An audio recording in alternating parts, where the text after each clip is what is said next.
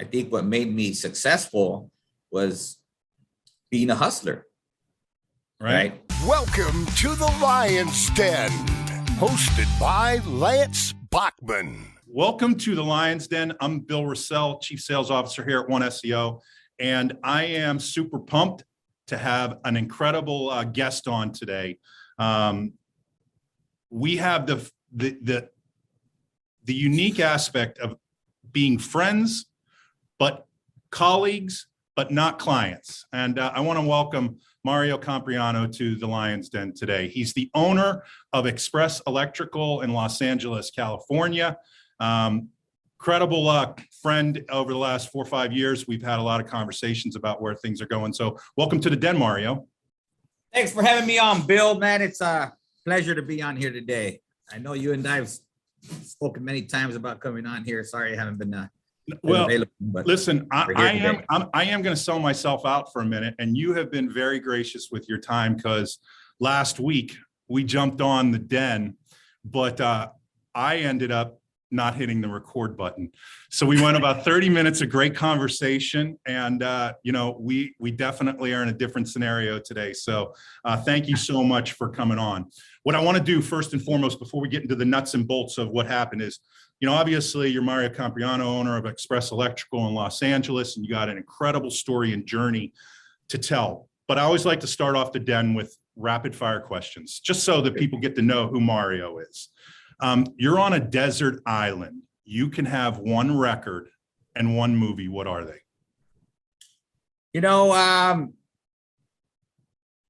Our record, I love rap music, and you're going to find this hilarious, right? I might love rap music, but I'm not really into rappers or what songs they have. But, I always go back to the rap song from Biggie Smalls, Juicy. Right? Okay. It always reminds me of, the lyrics of what it says, Right. Talking about like, now I'm here and now I drink champagne when I'm thirsty. Right. So I love that. When it comes to a movie, boy, you got me on that one. Really, I can't really think about a movie. I like a lot of action movies, right? I think a great movie is determined by you can turn it on at any point and start watching it. Like for me, it's Shawshank. Anytime that movie's on, I turn it on, boom, I'm watching it for the next 15, 20 minutes easily. So I guess if I had to answer that right now, I'd say, The Boiler Room with Ben Affleck. Okay. I can watch that over and over again. I can watch The Man of Fire with Denzel Washington. Can't go wrong in that one. Yeah, that's so a detonator. I love action. That's a detonator in your rear. Yeah. I'm gonna throw you one real quick. I was talking to one of our sales guys yesterday, and I threw this quote at him, and I want to see if you know it. Okay, it's from a 1980s money movie. Blue Horseshoe loves Anacott Steel. No, you lost me there. Wall Street. In the movie Wall Street, that was his signal. All right, moving on. Bourbon, neat or rocks? Rocks. Rocks, perfect. Okay. If aside from necessities, your water, your food, your roof over your home, what's something you couldn't go without during the course of a day? Go ahead, you can look at it. I see what you're looking at.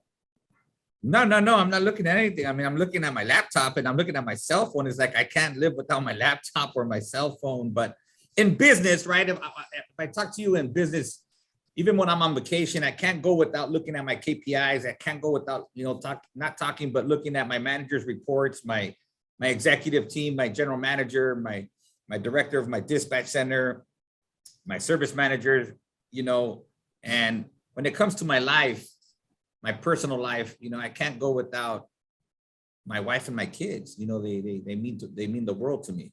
Interesting thing. We're going to come back to that in a little bit. I do think based on my first question that we'll roll into. Real quick, last book you read. The last book I read was Building Your Business for Excellence by Huggy something. I forgot his last name, by Huggy Rob or something like that. But any good? Yeah, it was a book that we had to read when I was going through the Stanford classes. Okay. So let's get into the nuts and bolts of what today I think truly is focused around in your story. Your story doesn't come from wealth and fame of when somebody says, hey, I grew up in Hollywood or North Hollywood. Yours is kind of a different path and journey. So I was hoping that what we could do is just have the audience have a little bit of understanding of where you grew up, how your life kind of transpired to becoming this business owner. And we'll kind of take it in some different directions, but just, you know, at 18, life changed for you dramatically. So, you know, and we all make choices. We make choices. So those choices you got to live with and how they impact you in the future. So give our audience a little bit of an understanding specifically of how you've been impacted and changed in your life. Well, you know, I'll talk a little bit about my past, right? So, you know, I grew up in North Hollywood, California, and we grew up in I guess, a neighborhood full of project homes, right? A lot of apartments, a lot of projects. You know, I'm a first generation Mexican American. You know, my both parents were immigrants, you know, from Mexico, and you know, living in a section where there's very, very low income, possibly even poverty. You know, you have no other. How can I put this where you can understand it, right? Because I want to talk to you in street language, but yeah, go for it. You know, it's just like when my mother-in-law says, "I cabrona bendejo mita chiva." I'm picking up what you're putting down. You know, so throughout the course of my life, I grew up in a household with two parents, and I can't say it was the best because my father, before he passed, was my best friend. But my father, when I was growing up as a child, was my worst enemy. He was the monster. He was the guy you didn't want to be around. And my mother feared him tremendously, and so did I. So what did that turn for me? That turned out for me to go seek love somewhere else in the streets, right? So a lot of my best friends that I hung out with, their brothers, their older brothers, were involved in gangs. So monkey see, monkey do. That's what I ended up doing, and that's where my life took me as a young juvenile. And I ended up doing a lot of stupidity, and I joined the gang. And it was I seeked in the streets what I couldn't find at home, right? So it was pretty fucked up, if you ask me. If I have to take myself back to memory lane, right? And you know, my father was obviously against that. And, you know, my brother ended up walking the same steps I did. And it was a crazy life, I can tell you, Bill, man. Just thinking about it gives me anxiety, right? Because I lived such a fast-paced life from the age of 14 to the age of 18. I did so much in my life that I thought, wow, you know, I've lived this much. Because and here's where I don't want to lose you. The challenge was, am I going to make it to 18 years old or not? Because our friends are dropping like flies from gang violence and overdosing on drugs. And you're like, fuck, I'm only going to make it to 18. So I'm going to party till the wheels fall off, we call it, right? We're going to party. We're going to what we call gang bang. We're going to go out and do what we got to do to survive. And I became a very, you know, a very heavy drug user.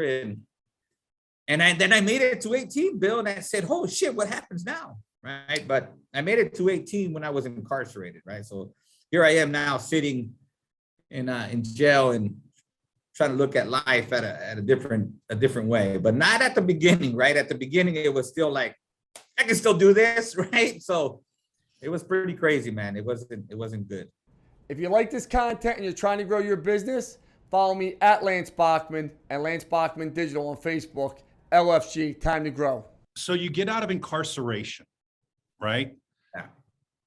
And to get incarcerated again? So, you know, I paroled on a July 3rd, 1995. And if I recall, it was a Monday. If I recall, if memory serves me right, but I could be wrong. And 3 days later, I'm sitting back in jail. 3 days later, man. How long were you in jail on that? After serving 5 years, right? So So you go back to jail. How long before you get out? Within 24 hours, I used the I used the money that I got released from prison to bail myself out. So you knew you were a hustler back in the day. My mom had to go to the police station. I had to release my personal items to her. Then she got the money from there and she bailed me out. As soon as she bailed me out, she slapped me. And then I told my mom, I'm like, hey, I was with my dad. Like, I didn't do nothing wrong, right? Honestly, I didn't do anything wrong, right? But again, Bill, getting released from being incarcerated and going back to the same shithole that got you into this mess. Like, I lived in the middle of all the infestation, right? Like the middle of all the infestation. I remember the day I got home from prison. It was 5 o'clock in the afternoon. And here I am getting off a car. And as soon as I get off a car, it's like you're getting a bunch of cockroaches that come together. And here everybody wants to hug me and salute me and hey. And I'm just walking away like, hey, I'll talk to you guys later. I'll talk to you guys later. But, going back to where the whole shit started, and you're only going to fall back into that web, right? We call it getting trapped in the web. Right. So, and that was pretty crazy there, right? So, 3 days later, I'm in jail, then I'm out of jail and trying to figure life out. So did you get a job right away coming out? Yeah, so I did get a job, agencies, you go sign up to these daily labor agencies. You ask your friends, hey, can I help you do something? And to me, it was new, Bill. I want you to understand something. To me, it was new because I was a hustler. I'm from the streets. I hustled. I didn't have to go work. I hustled, right? Yep. I have a funny story before I ended up getting incarcerated. My father would see me in the streets, and then I know when my father would get home from work.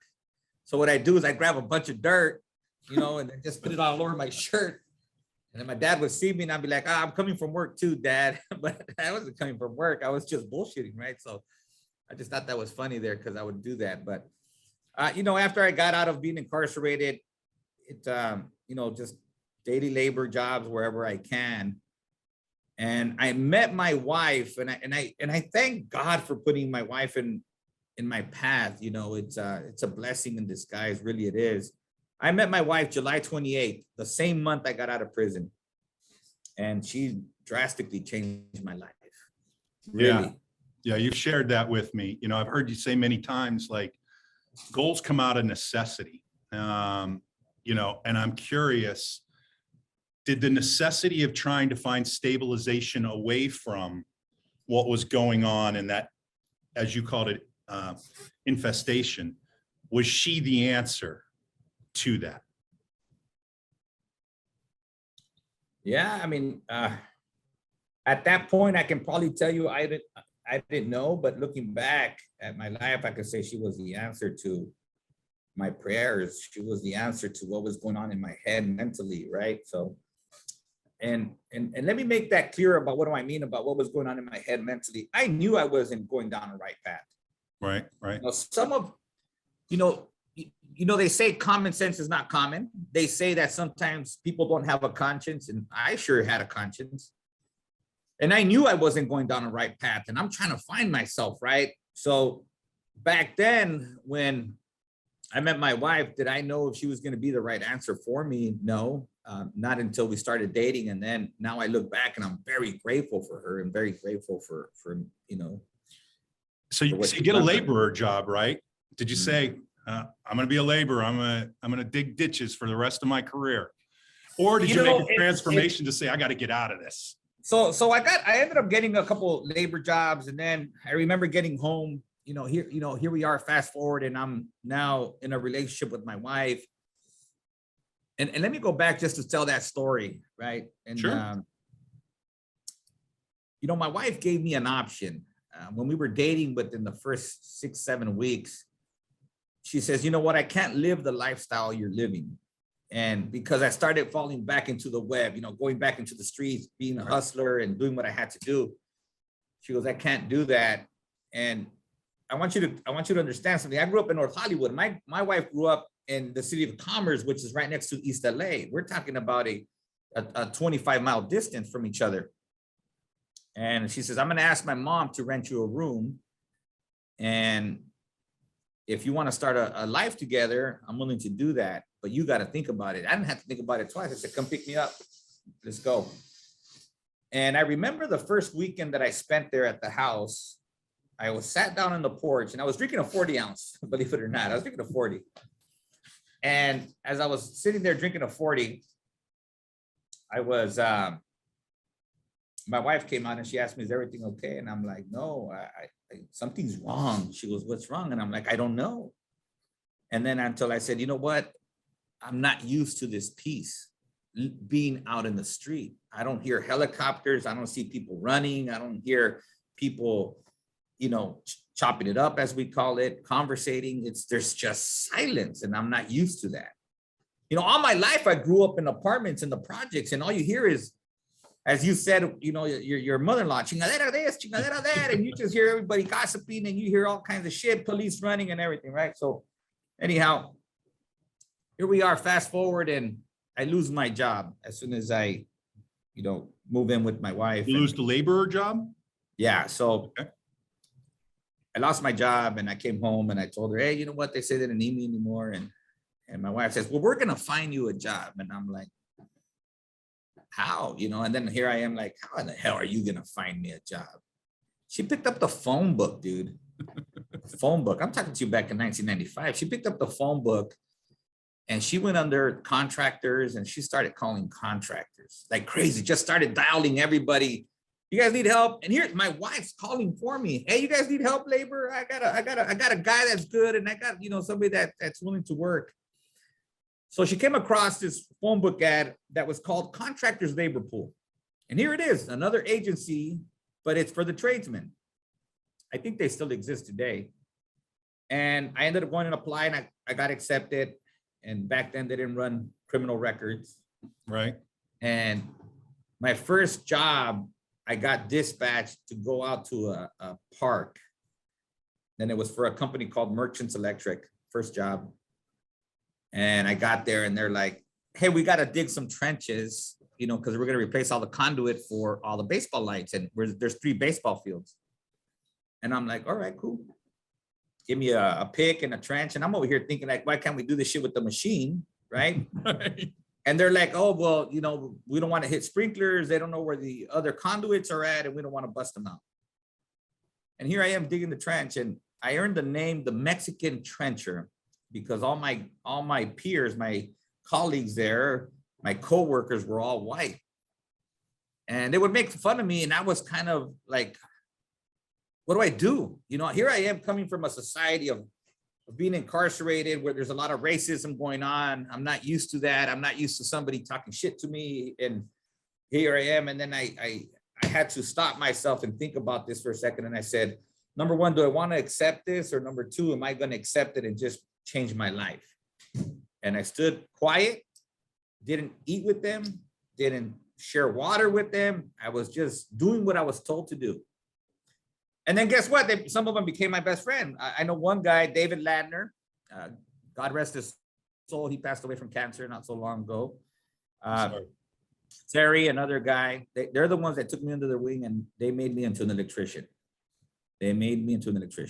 But then this whole thing happened where suddenly they want to do background checks. And lost my job due to the background check. And boy, was that a fucking challenge because not only, I don't know if it was a law that passed. I never even bothered to look it up, Bill. Never did I even bother to look it up. But everywhere I applied after I lost my job there, it was fucking heartbreaking, man, because everybody was shutting the doors on me like, nope, background, no, background there. Then I got a job at another service company. And that's where my journey became as a service tech, right? And how to be a good service tech. I think what made me successful was being a hustler, right? Can I tell you? You know? So did you go from being just from the repair tech side to the selling side of the business? So when I got introduced to being a service technician, I didn't like it. I fucking hated that shit, man. I was used to getting paid hourly. I remember my first check that I got. My first check that I received was for like for being a service technician was like $227, if I'm correct. And the owner of the company, back then it was called Pick Red. The owner brought me in. His name was Mike, and Mike said, "Hey, just give it a couple more weeks. We're gonna get you into this rhythm, and you're gonna see that it can financially change your life." And I was like, "No bullshit. This I need to get paid hourly because they were paying nothing but commission." Right. And that shit did change my life, man. Because once I got into the rhythm of knowing what to do and knowing how to talk and not bullshitting people, right? It actually made me a successful tech. And then the background came and says, "Hey, the background came back." And I'm like, fucking shit, I can't catch a fucking break. Right.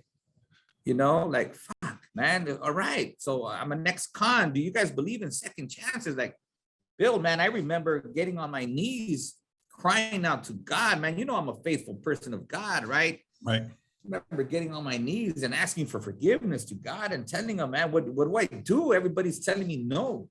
Everybody, everywhere I'm going is telling me no." And now I have a daughter. By this time now, fast forward, I got a daughter and I got to feed my daughter. Here's what I hear. You had to make a decision that you were going to take your own destiny in your own hands. Yeah. So is that when you started the business yourself? Yeah, that's I got a picture here because I told God, I said, all I want somebody is to try me. That's all I want. Somebody give me a try. Right. And I named it Try Me Electric. Look at that. My first van. I'm sure I know some people that might give you some feedback on that particular logo at this time. Yeah. Yeah. And that so was my first. what was your first full year in business? What kind of revenue did you do? About 80 grand. Okay. I'm trying to advertise and, I work for the company that I own now. Right. Right. I acquired that company and he was a good mentor to me. And he said, "Hey, if you're going to advertise in the phone books, if you're just going to come out in about 5-10 phone books, you're wasting your money. You got to come out in a minimum of 20 phone books." So what did I go do? I went and I signed up for more than that. I signed up for like 40 phone books. And here now I have a bill at the end of the month, for about 60 grand, and I'm like, fuck, what did I do? But what happened to the phones? Did they start ringing? Oh yeah. They started ringing. So here I am, playing call taker, playing dispatcher, playing technician. It was good. But then I the journey of me starting the business and how I started off as a service technician, it's kind of crazy because as we technicians go into becoming owners of businesses and we become entrepreneurs, and it's like the book that Ken Goodrich with Michael Gerber did, and it's the entrepreneur seizures. We're good at what we do with our hands, but we're not good at being business owners, right? So, right. When I started the business, I really didn't know which way I was going with it. And next thing you know, I ended up becoming a large commercial contractor and I got away from service. Right. So what a direction to go from being a successful technician to actually taking off and becoming a large commercial contractor, doing, roping in apartment buildings, homes and tilt-up buildings. And I had 4 people working in the office and multiple people out in the field, started doing government work. And in 2007, we grew during the recession because I became a large government approved electrical contractor. Did that money that you had, was that the juice and the hustle that you had as a kid saying, I'm loving this, and you wanted more? and became laser focused on how do you get more? Yeah, I want to say yes at that point. Yes. I mean, I can go into some other stories, but I don't want to waste your time, because when I first started getting a taste of the money, when I was making the money, fuck, I didn't know what to do with it. You come from not having anything. I didn't believe in banks, Bill. Like, I didn't know what the fuck a checking account was. Like, what the fuck is that? Let me just go cash a check and go to the bank and pay the $5 they charge you and get my money. I remember this one day we got home from a house that we were renting, and I didn't believe in owning homes either, because I'm coming from being looking at what your parents did all their lives and rented. And we walked in our home, and I'm like, told my wife, fuck, they broke into the house, they got us. So out here in California, there's a lot of homes that have wall heaters. It's a stand-up wall heater. Yep. So I turned off the gas, capped the gas, and then I used to shove all my money in that wall heater, right? Because I would think like a thief, and I'm like, okay, where would a thief come? Okay, they always hit the cabinets, they always hit this, they always think that. I live the street, so I know that shit. So I said, one thing they won't think about is going in the fucking heater. So I started shoving all my money in the heater. One day we got home, and all the money's down on the floor, and I'm like, fuck, they got us, but they didn't take it all, which is cool, but let's go ahead and count it. It was all there. It just got too heavy, and it just fell out. So then my wife told me, it's time you believe in the bank, and you got to open up a checking account.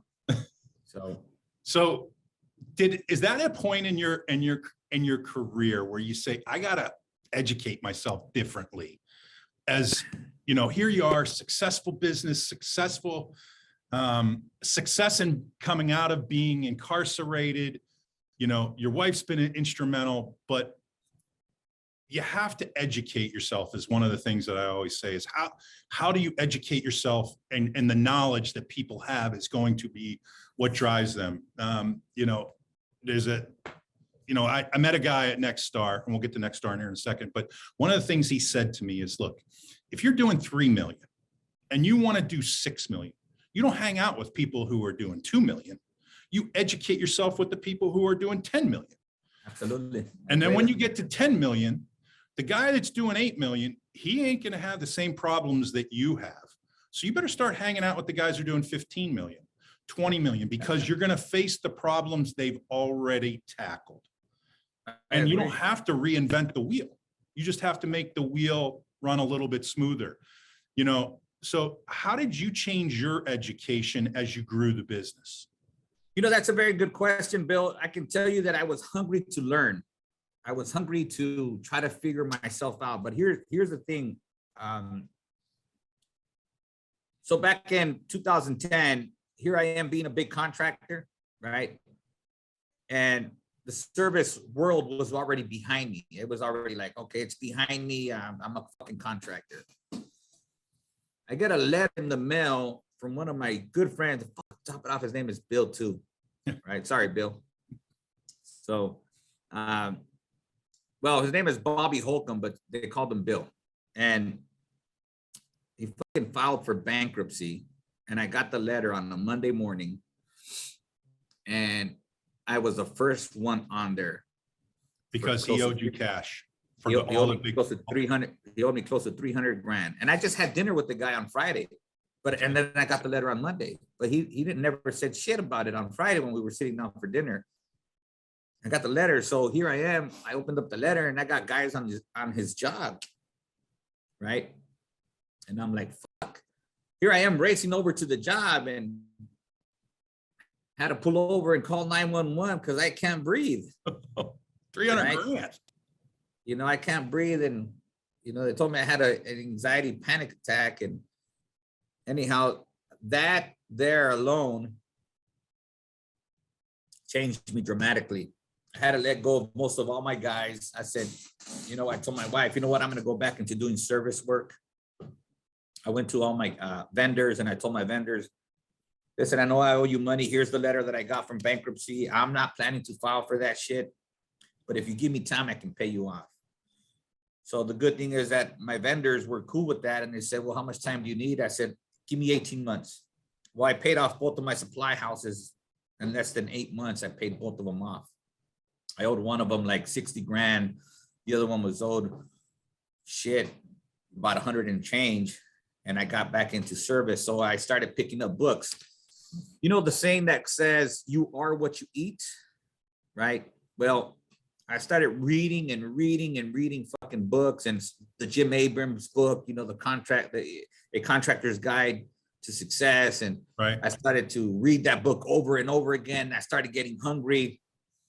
I started, you know, became an SGI member, you know, with ESI. Then I became a Nexstar member, because here I am, I'm trying to feed myself, right? And what's the best way to feed yourself? Reading books and hanging out with people that are successful, right? And here I am, you know, part of SGI, SEI, a part of Nexstar, and I can barely fucking afford it, right? And here I am flying out to these big old events and try to know people. And then I look at myself and I'm like, well, I'm a little brown and everybody around me is white. What's going to happen here? Right. So, You know, but, it's interesting that you say that, because I was just talking to somebody this morning, and I asked them, there's a Nexstar retreat coming up here in a Nexstar retreat in Tahoe that's happening at the end of March. And I asked him if he was going to go. And he said no. And so we had a conversation, and I said to him, look, here's what I would recommend that you do. You take a look at your 5 biggest business challenges to reach your goals for 2022. I guarantee you those answers are sitting at that conference. yeah, You just got to find the people that are going to give you the answer. And there's such a great wealth of knowledge and such great business people in those communities of Nexstar, SGI, you know, Blue Collar Success, CEO Warrior. Everybody has a really good outline for success. But when you talk to operators and owners and entrepreneurs, it really gets you the answers you need. You just have to be willing to ask the question. You know, as you then kind of go into these groups and you're hearing all this education, service becomes a huge part for you, I would assume. it does. It Okay. does. Yeah. And I would probably agree that you incrementally scaled when you started. I scaled pretty quickly. Okay. Right. And that usually happens with good marketing, but you had already said, I put myself in 30 books. So where am I at now? I got to look at, because the book's dying. Yeah. Do I want to pay 60 grand there, or do I want to pay 60 grand in marketing myself online? Yeah. So, you know, we went heavily online. And, you know, the funny story here is I became a very good selling tech, and I used to be a very good selling tech. So I started running calls. You know, here it is 2010, and I'm out here on a truck selling calls. And I kept 3 guys from my construction division. I said, these guys will be good. I made them into installers, and then 3 guys turned into 4, 4 guys turned into 5, 5 guys turned into 6. And I was the only one selling the jobs. I would go out in the morning. I just tell these guys, like, look, park around the corner and I'm going to tell you when to pull up. Right. So that's the way we laid it out. I would go to the first job, and you know, I had a conversion rate about 95%. I wouldn't take no for an answer. And then I'd start the job, and then I just call the guy, like, hey, come down. We're good. I'll just tell the customer, like, hey, I had another truck around the corner. They're going to come and help me. And then I would excuse myself from that job and go to the next service call. You know, and I think that's all about like your hustling mentality that you have, as far as how do I make myself most efficient? But, you know, I've seen you interact and with your people that you bring to these events, and leadership is such a huge part of Express Electrical. And, you know, how do you go about developing the leaders that have now taken you to be probably, listen, I talked to a lot of electrical residential only service contractors, and you got to be in the top 5%, brother, of people that are doing the revenue that you're doing. But leadership's such a key point. How do you develop that culture, that part of your culture? You know, oh boy, man, how do you answer this question without shooting yourself in the foot? You know, because maybe your people are going to be watching, then you get really jammed up. Yeah, you know, a few years back, I got really into knowing how to love other people learning how to love myself before I can love others. And I started pushing a lot of, hey, we got to do the right thing for the customer. We got to do the right thing for the customer. And then I started thinking to myself, I got to do right things for my employees. And I don't call them employees, I call them coworkers, right? And to develop the culture that we have now, that they're, man, I got one girl right now that she's all about the company. I mean, she's, oh my God, you know, I couldn't ask for a better director. But how do you develop that culture? And it's by treating your people right and educating them where they can go and start a business themselves. But you know, what does Richard Branson say? You know, teach your people like if they're gonna go and start their own shit, but treat them well enough where they don't leave, right? So, and that's what I do. I treat these people well enough where I don't want them to leave. But if they do leave, my door is always open, as long as we leave in good terms, right? Because we've had some people that leave on bad terms. As long as we leave in good terms, my door is always open. Right. My door is always open, right? So, you know, you're in a pretty, you're probably in one of the toughest markets in the country. You're telling me. Okay. Shit. You're in one of the toughest markets in the country. You have some of the biggest competitors in the country in the LA market. You've been, not to get political, but you've had a lot of challenges with COVID restrictions and mask mandates like you've never seen before. Where do you kind of see the challenges in the next 12 months that you're facing and continuing to grow at 25, 30% year over year? I think I can answer this shit for everybody, is finding the right person to convert into a tradesman. There's a lack of trade people out there. Nobody wants to be an electrician, plumber, an HVAC tech. They think that's a bad word, right? And you know, I see a lot of Facebooks, a lot of people on Facebook talking about, you know, you can make more money being a tech than you can being a graduate, you know, having a degree from a university and starting off with low pay. And I agree with those postings that are out there. It's just the biggest challenge I see for any company right now is finding talent. So what do? You start building your talent within house, right? We have a program where we build our own talent. I've been having this program in place already for over 3 years now, where we build our own talent, right? We hire, listen, I want to hire somebody that don't know shit. I'll accept somebody coming from school, but shit, if he doesn't even know shit from school, I prefer to grab him. It's when you hire these people that come with 10 years of experience, they come with a bad attitude, they come with bad habits, they're God gifted to the trade, and they want this and they want that. Listen, what people need to focus on today is they need to start building within, and they need to start building their team organically and start growing organically. I'm not saying acquisitions are bad, because I've already acquired myself. Acquisition is good for growth, but everybody's going to have issues in the next 12 months finding the right talent to join your team, especially in the trades, man. Boy, is that a fucking challenge right now. You know, it's kind of interesting. You have something that I wish I only had, which is a degree from Stanford on an 8th grade education. So you've done something that most people don't do. And I think it's pretty incredible. I have 2 last questions for you. Okay. Sure.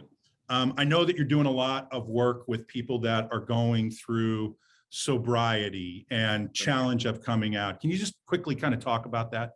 Right. So a few years back, I want to say we started this about 11 years ago, possibly 12 years ago. My wife and myself, we're very humanitarian. We like to give back to our community, right? We go out and, you know, we feed the less fortunate, we clothe them, you know, we give back to church, whatever we can. And within the organization, we started a drug rehabilitation program. We started an alcoholic, you know, anonymous program. Not saying that I'm having NA meetings here or alcoholic meetings here in the organization. But when we catch somebody that something's not right, we will drug test them and ask them before we send them to go get drug tested. And if they tell us the truth, I believe in second opportunities. Yeah, nobody's had it more. And we're gonna send them out to go get. We're gonna offer the rehabilitation program that the company pays for 100%. And you got to actually go there for 30 days and stay there for 30 days, right? So we've put people through our drug program. We have put some of our techs through our alcohol program. I want to say the ones from the alcohol program, they hate it because we got to put the breathalyzer in the trucks, which we've done. Right. The ones that are with drugs, you know, we repeatedly drug test them, but it's for their own good. We're only doing it if they want to participate in it. We don't force them to do it, but we lay it out. We say, hey, listen, you make about an average of $150,000 a year. You can go to this drug rehabilitation program for 30 days that we're willing to pay for, or you're willing to throw $150,000 out the window. It's crazy. Right? So I believe in second opportunities because I was given a second opportunity before all this background check came back and haunted me. And you know what? That shit haunted me when I bought my first commercial building with the SBA. The SBA said, have you been convicted of a felony? And I'm like, well, how far back does the government go? Because now the law is you can only go back 7 years, right? So I questioned it, like, how far? Oh no, they go all the way back. Like, they don't give a shit. They don't apply to that 7-year rule. And I shit you not, Bill. When I got approved for that SBA, I was, first of all, was shocked that I got approved. Second of all, but when I had to fill out that application, have I been convicted of a felony? And I put yes. And then I had to write a story.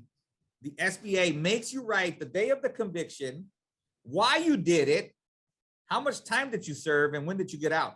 But then they want more of why you did it, why you did what you did. Son of a bitch, was that fucking crazy?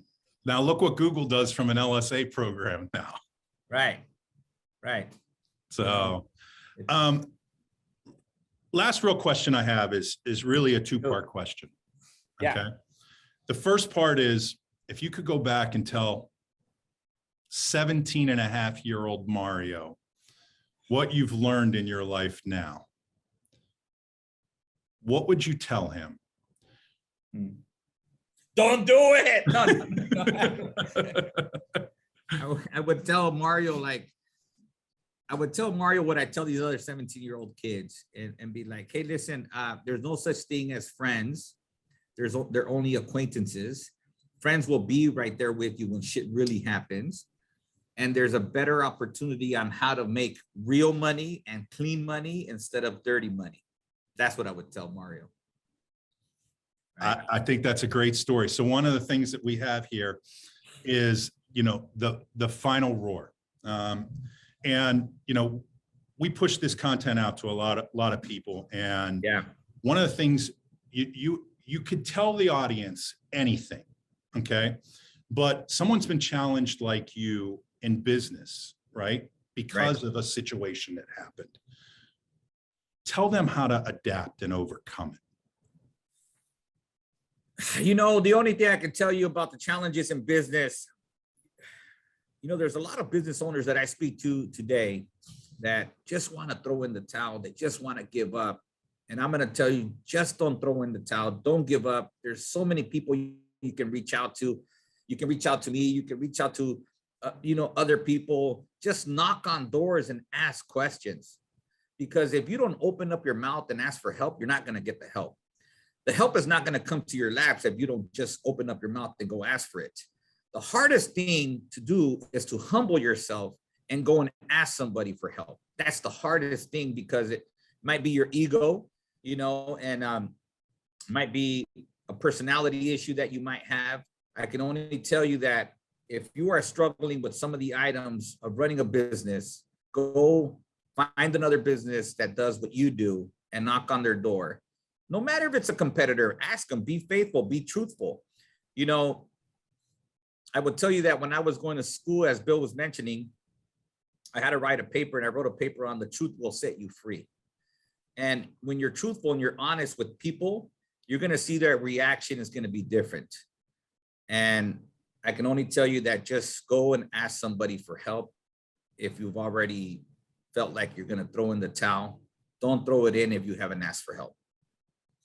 Well, with that being said, yes, my friend, we have finished our time today. I am very much grateful to have you in my life as a colleague, as a friend, and I truly appreciate you giving me your time today. And I look forward to seeing you at an event soon. Thanks, Bill, man. It was a pleasure to be on here, and And if we got off subject, I apologize for that, man. But much Not love at and all. respect, Bill. Thanks for having me on here, man. All right. Thank you so much.